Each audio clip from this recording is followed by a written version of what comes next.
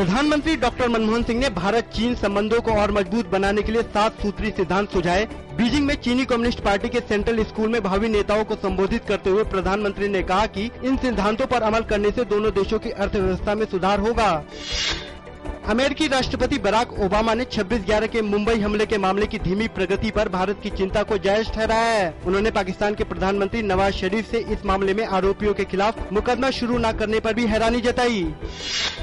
कांग्रेस उपाध्यक्ष राहुल गांधी ने आज मध्य प्रदेश के सागर में एक चुनावी सभा को संबोधित करते हुए भाजपा की विकास नीतियों पर निशाना साधा। राहुल ने कहा कि भाजपा की नीतियां उद्योगपतियों को ध्यान में रखकर बनाई जाती हैं और गरीब तबके के लोगों के लिए उसमें कुछ भी नहीं होता।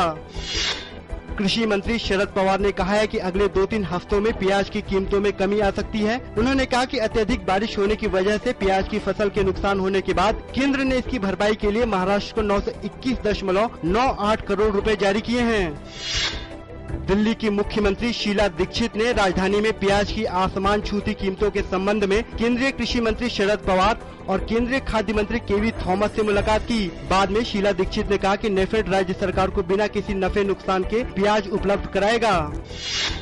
भाजपा ने आरोप लगाया है कि केंद्र और दिल्ली की शीला दीक्षित की सरकार एक दूसरे पर प्याज की ऊंची कीमतों की जिम्मेदारी डाल रहे हैं। गडकरी ने कहा कि सरकार ने प्याज के उचित तरीके से भंडारण सुविधा को बढ़ाने के लिए कोई कदम नहीं उठाया। टाटा सिंगापुर एयरलाइंस गठजोड़ को विदेशी निवेश संवर्धन बोर्ड ने हरी झंडी दिखाई। टाटा समूह की holding company Tata Sons Limited की इस नई कंपनी में 51% की हिस्सेदारी होगी, जबकि सिंगापुर एयरलाइंस की 49% हिस्सेदारी होगी। जाने माने पार्श्व गायक मन्ना डे का आज बेंगलोर के एक अस्पताल में निधन हो गया। 94 वर्षीय मन्ना डे काफी दिनों से बीमार चल रहे थे। उन्हें 5 महीने पहले स्वास्थ्य संबंधी दिक्कतों के चलते अस्पताल में भर्ती कराया गया था। उन्होंने अपने संगीत के करियर में करीब 4000 गाने गाए।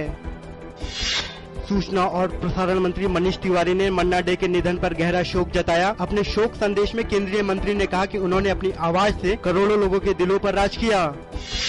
भारतीय बैडमिंटन खिलाड़ी पीवी सिंधु ने आज दुनिया के 6 नंबर की कोरियाई खिलाड़ी जी हुन सुंग को सीधे गेम में पराजित किया।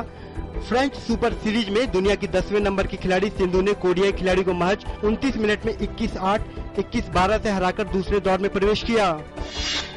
विश्व की 4थे नंबर की खिलाड़ी साइना नेहवाल भी दूसरे दौर में पहुंचने में कामयाब रही। साइना ने 52 मिनट के कड़े संघर्ष में डेनमार्क की निचोन जिंदापोन को 12-21, 21-16, 21-13 से हराया। पुरुष वर्ग में पी कश्यप को हार का करना पड़ा सामना। उन्हें शीर्ष वरीयता प्राप्त मलेशिया के ली चोंग वेई ने एक संघर्षपूर्ण मुकाबले में 22-20, 21-12 से मात दी।